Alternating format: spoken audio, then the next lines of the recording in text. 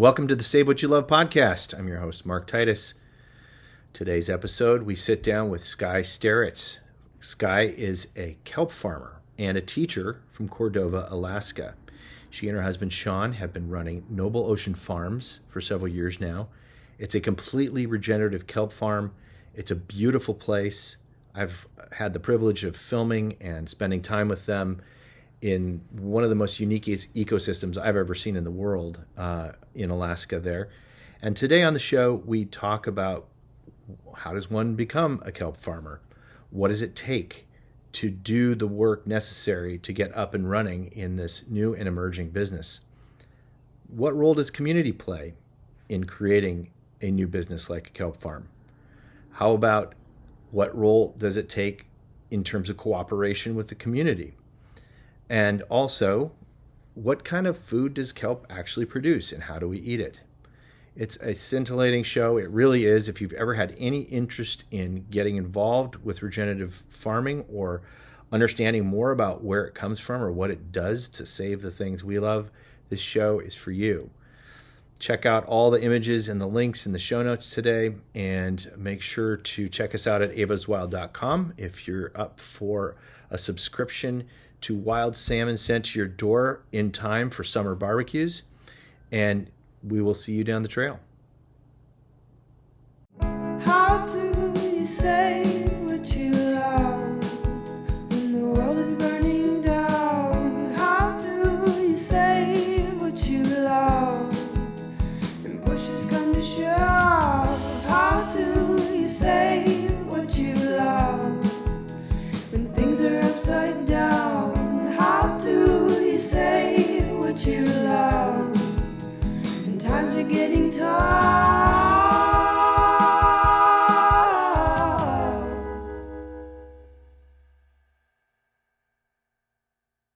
Skye Steritz, welcome. Where are you coming to us from today? Good morning. Thanks for having me, Mark. I am in Cordova, Alaska, which is Eyak land. Here on the coast in the temperate rainforest. And beautiful land it is. I was absolutely blessed enough to stay with you and Sean, your husband. That sounds funny to say. It's only been a little while. And man, it is such a beautiful country that you live in. Let's start right there. Why do you live there? Why do you live in Cordova, Alaska? Yeah. So I had previously lived on the Kenai Peninsula in my early 20s, fell in love with Alaska, went to study water resources, policy and management in a few different places, and knew that I wanted to end back up in Alaska and wanted to work at the intersection of protecting waterways and ways of life and interweaving social justice with my environmental passions. So a friend of mine, when I was finishing my graduate program, a friend introduced me to Dune Lankard, who is an Eyak elder here, and he and I jumped on a call when I was still in my program, and he invited me up to come visit his place on Eyak Lake and see if it could work out with his nonprofit organization, Eyak Preservation Council, which in the past few decades has done a lot of really incredible work protecting land and water around here since the Exxon Valdez oil spill in 1989. So I came up to Cordova sight unseen in the summer of 2019 and stayed with Dune and his crew, and just fell in love immediately with the place and the people and the work. And yeah, Sean was already friends with Dune, so I ended up meeting Sean a few weeks into living here, and that's how I ended up here. And kind of like you said, it's just such a beautiful place that has this special magic and energy and abundance, and it just draws you in, and it's really hard to leave. So we're here now. Beautiful. Well, glad you are, and because I get to come visit, which is super awesome. And I'm gonna ask you some more detailed information about your upbringing. But first, just since we're hovering around Cordova, I didn't really have an idea of what it would look or feel like till I got off the plane and got on the ground and was just blown away, and my heart was just yanked wide open. Can we take a couple minutes for you to just paint a picture for us? What is there? What's going on that great big delta and the mountains surrounding it? What's happening in Cordova? Why is it the way that it is? Geographically, physically, beautifully, socially. Just a little bit more about why that place is so cool. Yeah, there are a lot of superlatives we could bring up, but really it's Cordova is right in between the Copper River Delta and Prince William Sound.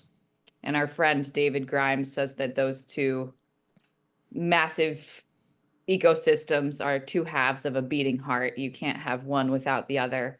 And they both support some of the same species. So, yeah, we have the largest contiguous wetland on the west coast of the United States.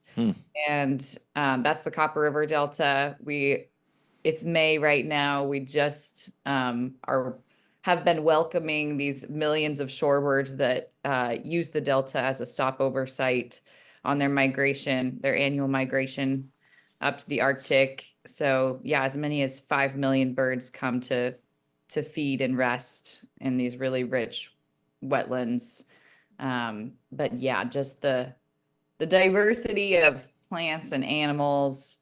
Of course, there's bears and moose and deer and porcupines and so many salmon in the sound. People are fishing for all kinds of things. A really rich marine environment with beautiful islands, and the forest is always green because it is a temperate rainforest. So, it's covered in moss and lichen and just vibrant and always buzzing with life. And so it's a really special place to live. Some people say it's kind of like stepping back in time because it is such a small town that's geographically isolated. So you can only reach it by ferry or by plane. And we have about 2,500 year-round residents. That doubles in the summer with salmon fishing, but that small population in such a remote area creates this culture and atmosphere of caring for each other and working together across differences. And people really do just show up and give generously and trade. I would say that's something I love, is the trade economy is very alive and well here. So yeah, it's really neat. I've never lived anywhere like it, never been anywhere like it.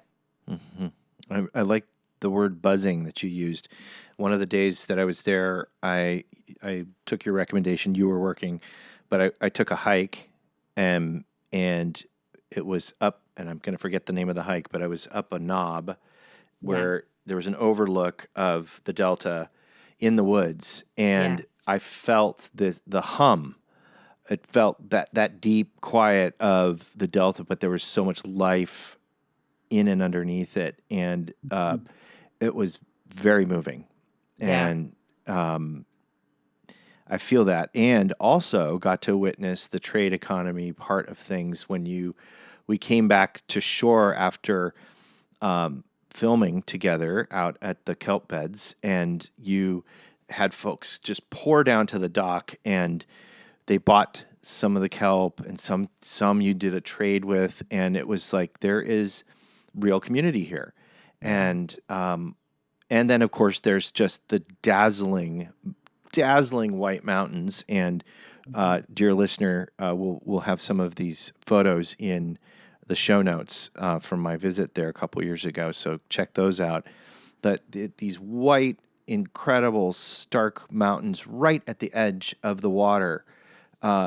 there's just like you said, the run out of superlatives. There's just such a unique, incredible geographic feeling of power there. Yeah, for sure. And also cultural mixing as well, with several different Alaska Native peoples making their homes here, and that's really cool to see also. Let's talk about that a moment. What is your integration? Obviously, being a newcomer, both literally and also, figuratively, or in a more deep time sense. What is your feeling of integration with the people that have been there for millennia, and how have you felt that kind of integration has folded into the work that you get to do? And we'll get it deep into the work in just a moment, but I'm interested in that integration with the indigenous folks who have called this their land for time immemorial. Yeah, I was really privileged to be welcomed here by Dune, and then working for the Eyak Preservation Council allowed me to also work with supporting the Eyak language revitalization projects, and just seeing this like really powerful, meaningful work being done to um, revitalize this beautiful Eyak language. And yeah, so I feel lucky to have been able to learn about the Eyak culture and the language and the land early on in my time. I feel like I got lucky in that regard. I got like a really deep dive into learning things, which has proved to be really valuable and important. And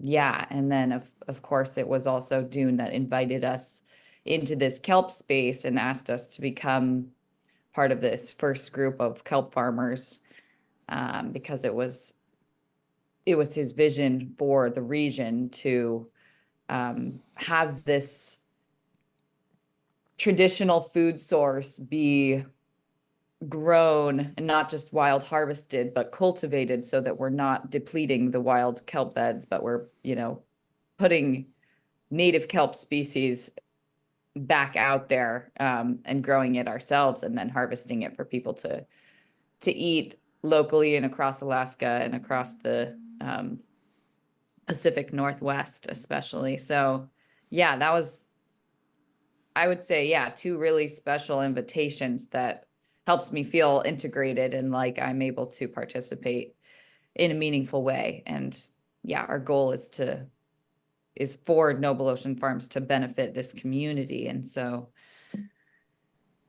yeah, I'm lucky to be able to be here and do this.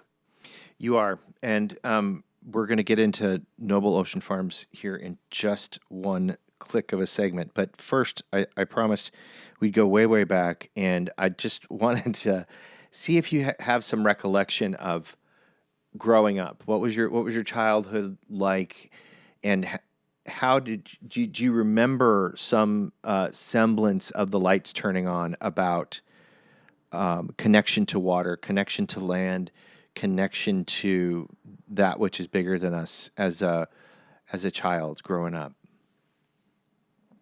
Yeah, I really learned my respect for nature and saw a deep connection and intimacy, a reverence with nature, for nature, demonstrated by both of my parents. And I, again, feel very privileged for that. But they would bring us to the beaches in California every summer, and we would spend a lot of time there snorkeling. I remember, yeah, some of my early snorkeling experiences were very monumental, like 6, 7 years old, and being off the coasts of California and a couple of the Channel Islands out there. And just especially seeing my dad, the way he would just dive into the water. He's like a seal boy. Like he just is one with the ocean and stays out there for a long time and goes in every day that he can and loves to learn more about the animals and everything that's going on in the ocean. So that was obviously very impactful for me as a child. And I just remember always thinking, like, if someone asked me my favorite activity, I would say snorkeling, growing up and still to this day. So just love like being immersed in the water and yeah, just it's a whole nother world. It is. It is. One of these times, we'll have to do some river snorkeling together, either Oh, up yes. there or down here. Yeah, Yes. because I'm in the same boat. I There's would really love to. nothing like it. All right. Well, so we've been kind of going around the edges here, but I'd love to dive right in. What is Noble Ocean Farm, and how has that emerged as a from a vision into a reality of your and Sean, your husband's life? Yeah, so it's a small family kelp farm that the two of us run together, and we've grown three different native species of kelp, which of course are the large brown seaweeds, and we focus primarily on sugar kelp, saccharina. But yeah, it's basically we are farming out in Simpson Bay, which is eastern Prince William Sound. It's about 11 nautical miles from where we live. So there's a whole process and different activities associated with kelp farming depending on the season. So to run a kelp farm, the first step is gear work. So, like we're working with lines, anchors, buoys, connecting devices, like snaps and shackles and seine rings that we use to create this big underwater rectangular array that's suspended about 7 feet below the surface of the ocean in this remote bay. And then the next step is to find the most abundant wild kelp beds. And we go and we snorkel and we use scissors and dive bags, and we cut off the fertile portions of those kelp blades when they are in that reproductive phase, which is in the fall. So we collect from 50 different individual parent stock, and then they grow in a nursery, basically in aquariums, for about 6 weeks until late October or so. And then we plant those sporophytes. We call the twine is like our seed spool that we wrap around the lines that are already submerged on the farm.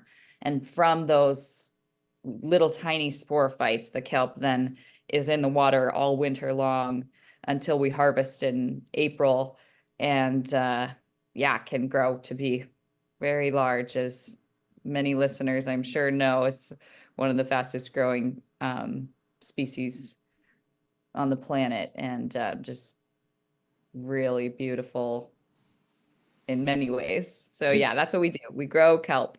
it is beautiful, and folks, if you want to take a peek in the show notes, I had the privilege of spending some days together with Sean and with Skye, and got to film a little brand film with you, and it is gorgeous where you are, and the work is beautiful too. Why do it? That's a lot of work, and I think there's a lot of folks out there that have ideas about getting into regenerative food in some capacity, and kelp. I think the first blush that people who have heard of kelp farming have thought thought about it in some, lustrous sort of terms, like it may be a panacea for all of our ills. When you get down into it, it's really hard work, and you've Yeah. got this real balance that I've observed, that you have to create an economic reality of sustainability, also with the output of this beautiful regenerative product. So Right. why do it in the first place? How did you get into it, and what's the broader backdrop of why this is something that you're passionate about every day? Yeah, I think it's the reason we got into it. Well, there are a few reasons, but feeling like we need to strike a balance, more of a balance in our relationship with the ocean as humanity. And I believe, and many others through research and study are finding that kelp is super beneficial for the ocean for several reasons. In that it creates habitat for juvenile fish and tons of other marine species. It is also removing carbon from the seawater surrounding the farm, so it's reducing at least local ocean acidification. Um, and then for a place like Cordova, where we live, that it's very hard to grow vegetables on land. And when you go into the grocery store in the wintertime, especially, it's hard to find fresh produce. And that looks appetizing. Like a lot of times it's already wilted, or it's traveled so far that it's lost its nutrients already. So that was one of our big motivators. Is I'm really passionate about food security, and living in a remote region, in a place where it's hard to grow food on land, it just makes sense to cultivate crops in the ocean that are also traditional food sources and have ecological benefits. So that's our big motivation. Excellent. Well, so what do you know about those health benefits in terms of what kelp can bring to the human body, but also to you touched on it a bit. It builds habitat, but why is it just such a pure form of food? Yeah. So kelp for us humans, it's really rich in a lot of vitamins and minerals, zinc, iron, calcium, potassium, magnesium are a few. But yeah, just some of these minerals that are hard for us to get from land-based plants. So healthy for those reasons, really good for the digestive system, beneficial for people with diabetes and other health issues, really good for women, especially in pregnancy. I have friends that were like really consciously integrating seaweed into their diet during pregnancy because of the specific benefits for women.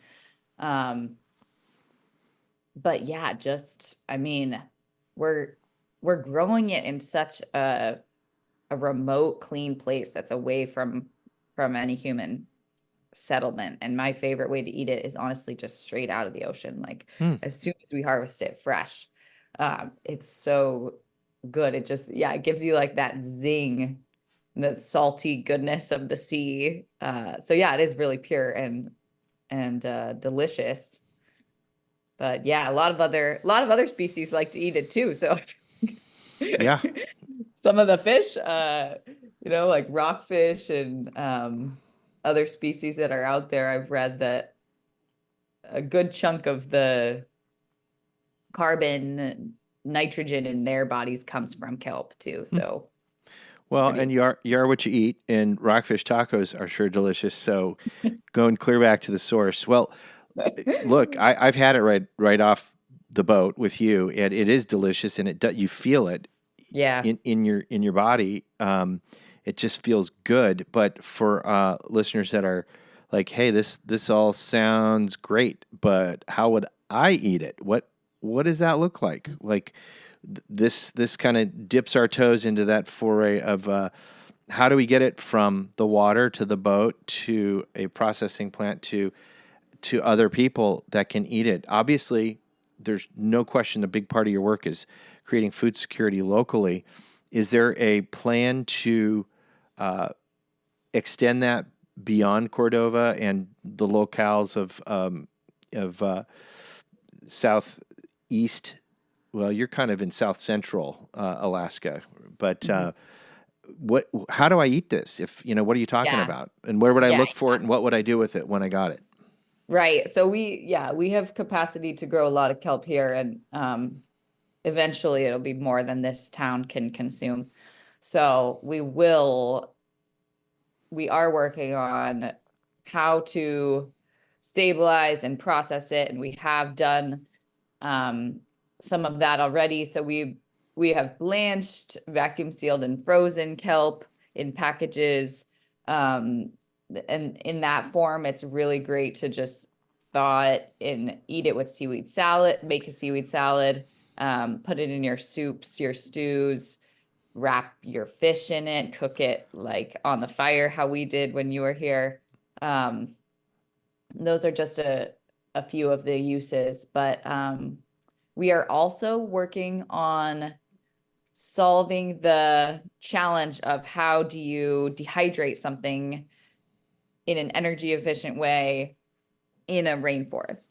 Mm-hmm. So we're working with other local groups, scientists and nonprofits. And one of our friends, Alicia at the Prince William Sound Science Center, had this really good idea to use waste heat from the local electric cooperative that they, it's a byproduct of their processes at one of their plants. So she got this awesome grant to build a structure on that lot so that we can pipe the waste heat in, and we can put it's not going to be just that heat that dehydrates the kelp, but we would have our dehydration machines in there so that we're using less energy, and it's less expensive and better for the environment to dry kelp there. So the end game we're going for is drying kelp and then shipping it out dried, so we're not shipping the water weight that's in the kelp.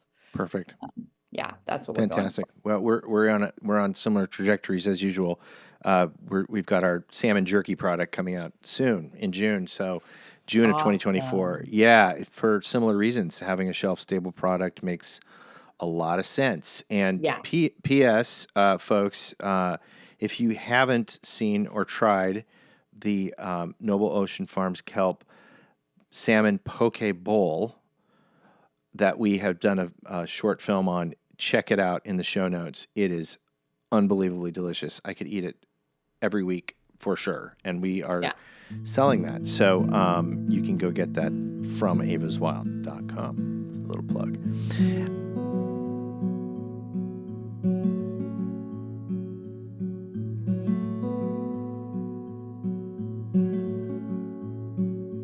Halftime. Did you know you could have the world's finest wild salmon shipped directly to your door? It's true. Our Ava's Wild Bristol Bay sockeye salmon is the lowest carbon footprint center plate protein on the planet, and it's packed with heart-healthy omega-3 fatty acids. Don't take our word for it. Ask chefs like Seattle's Tom Douglas and Taichi Kitamura, who are serving our sashimi-grade wild salmon in their award-winning restaurants. You can have the exact same fillets we deliver to them, shipped flash frozen to your door. What's more, Ava's Wild donates 10% of our profits to indigenous-led efforts to protect Bristol Bay in perpetuity. That's the place we source the salmon from. Right now, that looks like supporting the Bristol Bay Foundation, granting Bristol Bay's indigenous young people scholarships to four-year colleges, universities, and trade schools. Visit avaswild.com to join our growing community doing good by eating right. That's save, spelled backwards, wild.com, and eat wild to save wild. Now, back to the show. Hey, what I'm also noticing about Cordova, and we talked about it a little bit before, is the role, and I know this firsthand as well from living in Southeast in the wilderness for years, down near Ketchikan. When I was a guide at Yes Bay Lodge, you community is huge, and we're you are also a teacher Mhm. in town, and I'd love for you to tell us a little bit about that.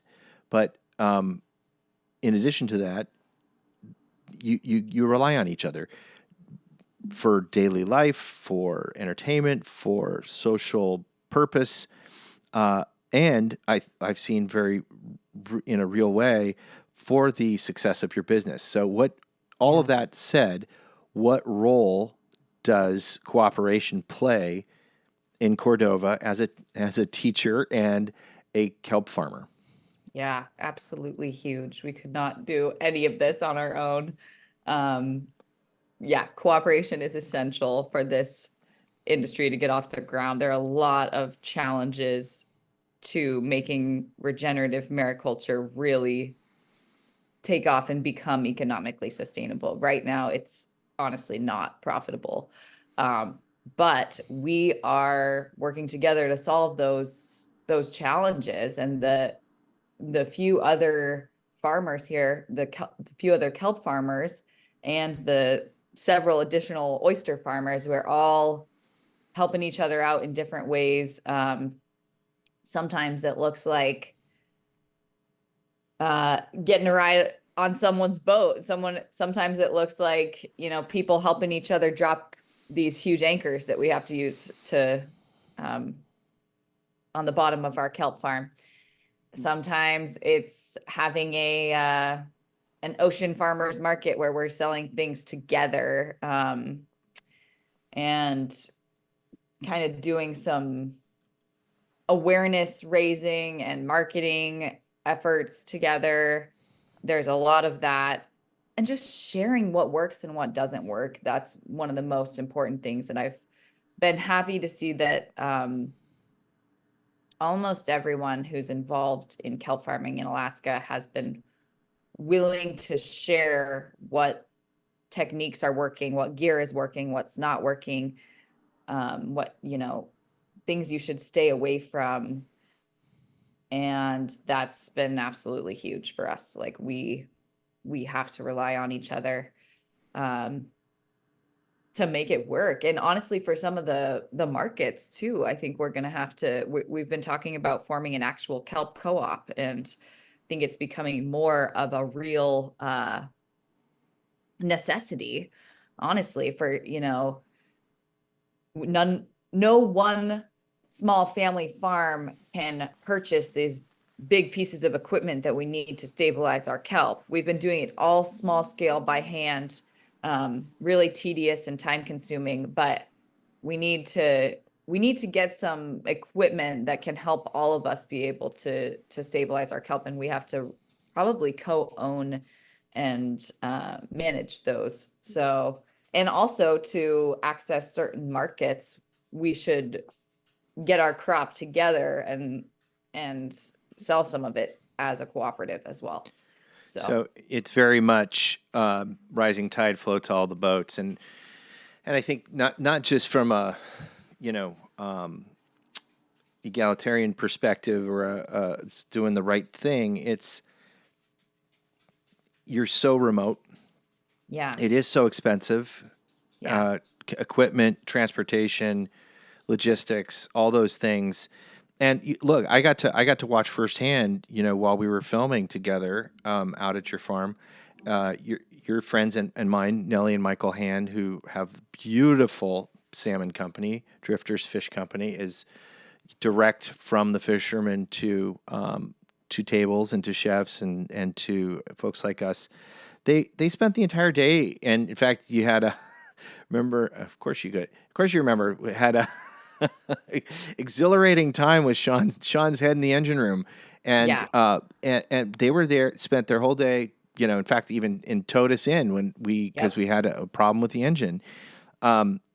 That's the kind of stuff that I think we idealize from those of us who are back in the day from, watching Northern Exposure on TV, but this community sense of lifting each other up and truly having this not just lip service, but this real belief and understanding and complete affirmation and faith in, man, if shit goes sideways, I know my neighbor has my back because I have their back. Yeah. Are there other examples of that, coming to pass over the last several years while you've been working on getting things up and running? Oh, for sure. Yeah. It's so real. The fact that we all rely on each other. Yeah. Like with our friends, Catherine, Kale, and Taya, they have another one of the kelp farms that's in Windy Bay, and they're also Cordovans, and so we've helped each other out on both of our farms. We've gone to their farm, they've come to our farm, shared knowledge, done different parts of the process together, and also with Dune's taken us out to our kelp farm, helped us harvest, and vice versa. So yeah, there's so much collaboration that's going into making this a reality. And yeah, like you were saying with the school, it's been really cool to for me, like wanting to bring my passion for the ocean, my passion for youth education together. So I've been finding ways to do that, and it's been really supported by the school and the other teachers asking me to come in and present, kindergarten, second grade, fourth grade, fifth grade, and do these kelp presentations and talk to the kids about what it means to be a regenerative ocean farmer here and what it actually looks like. And some of the older grades have gotten really into helping brainstorm and work through some of the logistical things of ways that we could harvest more efficiently, kinds of things that we could invent, rigging for our boats, because a lot of these kids have experience on boats, and yeah, some of them more than me. So so it's really cool. And we've got the kelp into the classrooms, also into the school lunches, and kids here are pretty fascinated by it and interested. So my next goal is to get a grant to bring kids out to the kelp farm, and maybe someday to do a seaweed tumble culture in the classroom so they can actually grow kelp in the classroom too. So rad. Love that. It's funny, we've got sisters-in-law and brothers-in-law and whole tumble of kids, nieces and nephews. We got 10 of them in different age ranges, from 25 clear down to 10. And in that whole jumble of humans, there's certain folks that don't like fish, and then there's some of the kids would show up to our house from literally little infants on, and we just put fish on their plate or put in their mouth, and they love it. And I think that's such an interesting thing to serve kelp in schools. If kids don't know they don't like it, they're going to eat it, right? And yeah, and some of them it's completely new to them, and they're like kind of weirded out by it at first. But I just tell them, like, most things that are good for your body, you might not like it the first 3 times you try it, but you just gotta keep trying it in different forms. Like maybe you don't like this salsa, but maybe you would like some kelp pesto, or maybe you would like kelp in your pasta or your bread or your muffin. Like, there's so many different ways of incorporating it into the diet. So I'm just, since it is a new thing for a lot of children, trying to encourage them to stay open to it. And there are lots of different ways they could consume it. Science is involved with what you're doing too. And clearly you just like any farmer, you have to understand the science of what's happening with your crop. How has that factored in both yours and Sean's backgrounds, and has it been a steep learning curve? Yeah, I would say it's a steep learning curve. Farming in general is a steep learning curve, and yeah, learning like the right depths, just what's happening in the water column at different depths. You kind of have to have we're trying to find that Goldilocks zone of the right amount of nutrients and salt water and sunlight. So you can't go too deep or else the kelp won't have enough sunlight. You don't want to be too close to the surface either, or the sun could bleach the kelp out. And so yeah, it's finding that perfect zone for the kelp. And it's been really cool to work with some different researchers, especially at the University of Alaska, that are doing neat projects. Like one that I'm thinking of is our friend Cameron, who's studying the different types of kelp being cultivated across Alaska and their polysaccharide content, so that we can see if these kelps would be good in nutraceuticals, pharmaceuticals. There's a lot of medicinal uses, and depending on, I want to say it's like the sulfated polysaccharide content of the kelp. So yeah, just doing water samples and kelp samples and sending them off to different scientists. And of course, we do that for the food portion of our kelp too, is we have to get it all tested and do that as part of our process before serving it to anyone. Of course, it's the sulfite polysaccharide. Everybody knows that. I think don't quote me, but I think that's what it is. Don't worry. I don't know what I'm talking about.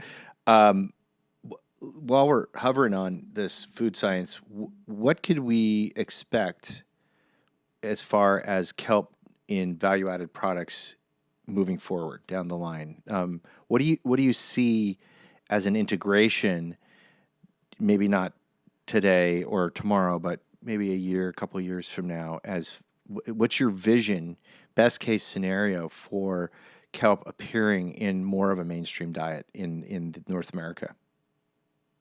Yeah, for sure. Well, some of the things that you see already right now, you see kelp chips, you see kelp burgers, kelp salsa, kelp popcorn. I think we need to do more of those poke bowl kits. That's a really cool use of it. People love seaweed as seasoning, furikake, making different mixes with different spices or sesame seeds, stuff like that. So Yeah. But there's also a lot of other things that I think we haven't even tapped into yet that could be done.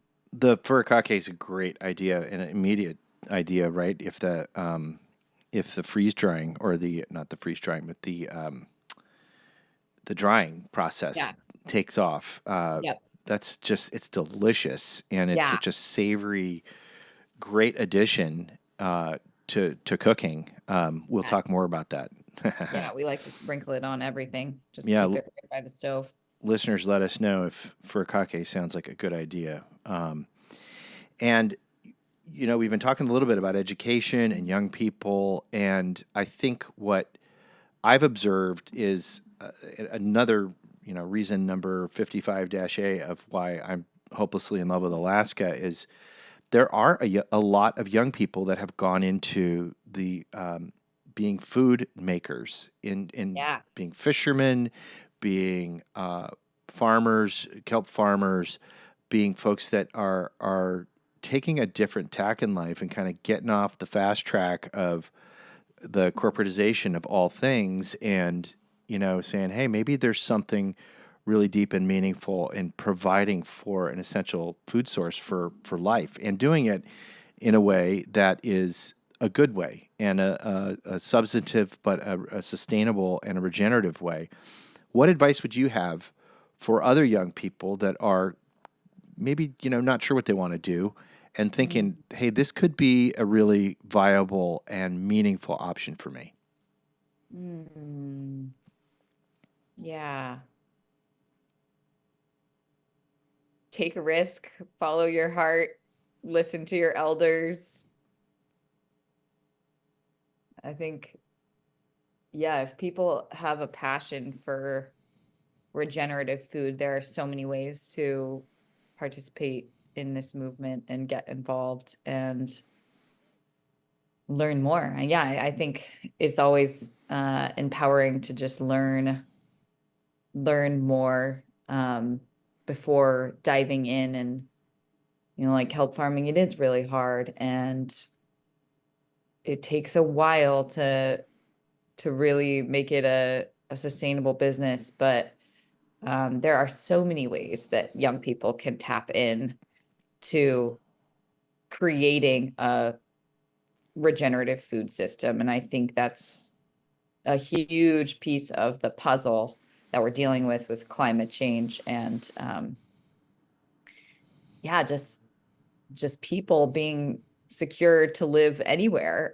Like in Alaska, it means people can stay in their home villages. And if there are enough opportunities to have food and have good jobs and all these pieces that make up a quality of life, that they're just endless options. And I love chatting with young people, obviously, as a teacher, so always happy to talk with people. Yeah, and you had and you've acknowledged as such a beautiful opportunity to be mentored by a guy like Dune Lankard, who's been a rock in creating beauty and regenerative infrastructure where you live. What role does mentorship play in this type of work? And are you considering, and it sounds like you already are, offering mentorship to others, but passing along the gift that you've been given? Yeah, I think mentorship is so huge in everything that we endeavor to do in this life. I think we have to find people that are a generation or two older than us that have been through it and had experiences. We shouldn't try to set out doing it on our own. We shouldn't that just makes it harder for us. And it's I think that we have to be humble and listen to the lessons of those that have come before us and that are willing to share. That's such a gift when people are willing to share what they've learned. And absolutely, Sean and I are thinking about that, and wanting to host interns, wanting to someday create some sort of program where people can come work on our farm, kind of like a what's it called, a work trade. Stay with us and work on our farm, and we'll cook you food and show you around this incredible place. So definitely want to always be in a mentorship role for people of different ages and help them figure out the best way of pursuing their passions and getting clear on those passions and what they want to do. That's an incredible statement and an incredible opportunity, and I know you would do great justice to that, and you would be of great service to young people and interested people in this. And so if you're listening and thinking about it, reach out, and we'll get to where to get in touch with you at the very end here. But Skye, how important is a wild reverence for nature, a reverence for wild nature in the soul of the work that you're doing? How does it feed your heart, and how does it affect you getting up and going to work every day? It's hard work. Yeah, I think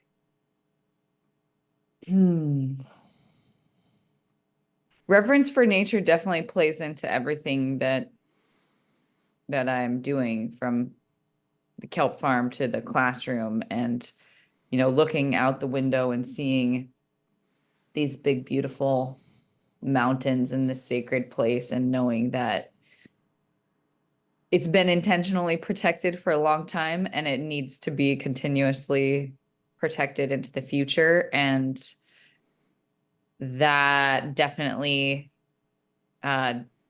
drives us to continue on this very difficult path of kelp farming and to keep talking to the next generation about what their visions are and how, the places that they care about, the species that they care about, the ways that they find magic in this environment, and helping them draw the connections of like, okay, you see magic in the mushrooms that grow in the forest. You see magic in the mountains. And what do we need to do today to make those parts of your current reality be available to your future children or grandchildren, great grandchildren? And kelp farming for me is also a part of that, because we just want people to be able to eat food that has had a net positive impact on the planet, instead of vice versa, which unfortunately is often the case with conventional large scale farming. Right. So yeah, the reverence for nature is huge. I think we're all a part of nature, and we have to keep connecting with it in intimate ways, and like not being afraid to speak out for the water and the trees and the birds and all the animals that we love. We have to be bold, to use our voice and direct our messages and be strategic too. And that's something I talk to kids about. Some of my students have written letters to the president in the past few weeks, and wanting to have a few words, and I'm like, yes, we're gonna send these. Like, you can do this anytime. You can send, you can call, you can write letters. Like, this is absolutely a huge part of having a functional democracy. It's like, we are the government. We need to participate in it.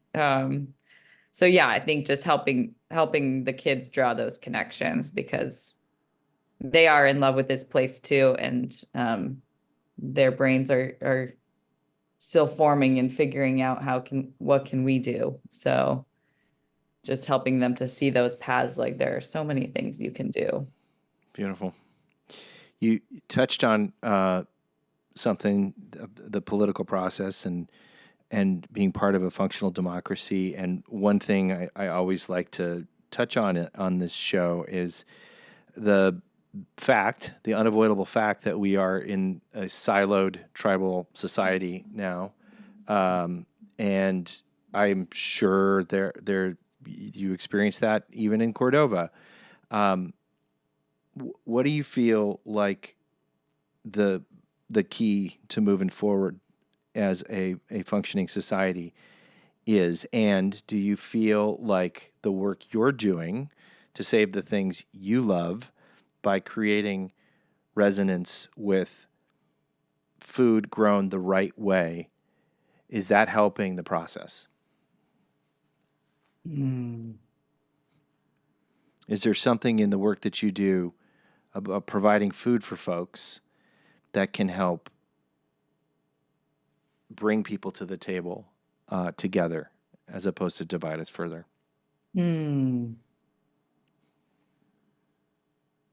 I think food, always has that capacity to bring us together. And I think kelp is special because it's important to a lot of different groups of people. And, here, Alaskan Native people have used kelp for millennia. Also, Sean and I's ancestors are from Ireland, Scotland, that part of the world where people have also used kelp for millennia. That we have a large population of folks from the Philippines here in Cordova that have had seaweed be part of their diet forever too, and they're very excited about having locally grown seaweed. So yeah, I think kelp is a great place for us to converge, and food in general is a great place for us to converge and come together. And I see it actually as part of the backbone that keeps the Cordova community strong, is that people just bring each other food, they cook for each other, they drop off you know, herring roe at your house, or they bring whatever extra mushrooms they collected, things like that, that allow us to be able to, talk, even if we have different points of view, different political beliefs. We have this environment in common. We all need to eat. And when we share those foods that we've harvested, we're building relationships, we're building trust to be able to have conversations that sometimes might extend into politics. And then hopefully we have more of a place of respect, because it's like, hey, this person brought me herring eggs. Even if like I don't agree with who they're going to vote for, I can still talk to them calmly and kindly and hear their perspectives and share mine. And it doesn't have to be an argument. It can be just, here we are chatting as neighbors in the driveway, and this is how I feel. This is how you feel. We don't have to feel the same way, but we can hear each other out. And that's how it is from Cordova, Alaska. Yes, I couldn't agree with you more. Skye, if folks want to get in touch with you or follow along with what you're doing, what's the best way to do that? Yeah, we have a website, nobleoceanfarms.com. And we're also on Instagram and Facebook. You can also email us. I'm skye@nobleoceanfarms.com. And yeah, we're always available to chat with people. We're constantly looking for collaborators in the food world, and just other people who are passionate about the environment and want to help raise awareness. So would love to connect with people. Beautiful. Well, you don't get out of here without doing the bonus round. Everybody gets it. So we're going to just imagine for a moment here. You're a teacher. You're great at this. Let's just hope this never happens, but let's just imagine that a tsunami was on its way, and you could, once you get your loved ones out of the house, you could only take one physical thing. What is that one physical thing you would take? Wow. One physical thing.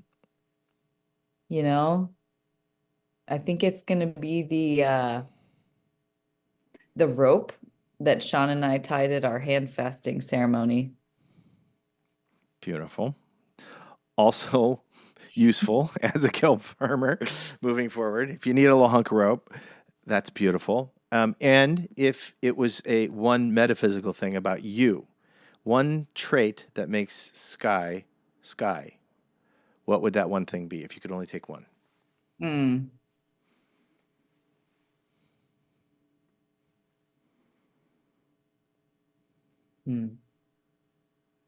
Care. Simple. Care? Caring. Compassionate. And you got all that in spades.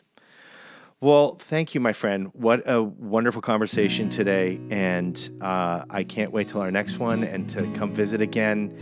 And until then, we'll see you down the trail. Thank you so much, Mark. Good to see ya. You too. Bye for now. How do you say what you love? How do you say what you love? How do you say what you love? How do you say what you love? Thank you for listening to Save What You Love. If you like what you're hearing, you can help keep these conversations coming your way by giving us a rating on whatever platform you're listening from and leaving a comment on Apple Podcasts. It really helps get the word out. Check out photos on our Instagram feed. We're at Save What You Love Podcast, and you can get links from today's featured guest in the show notes of this episode. Join our growing community by subscribing to our newsletter at avaswild.com and then clicking on Connect in the upper corner. You'll get exclusive offers on wild salmon shipped to your door and notifications about upcoming guests and more great content on the way. That's at avaswild.com, the word save spelled backwards wild.com. This episode was produced by Emily Fern and edited by Patrick Troll. Original music was created by Whiskey Class. Thanks again for listening, and we'll see you all down the trail.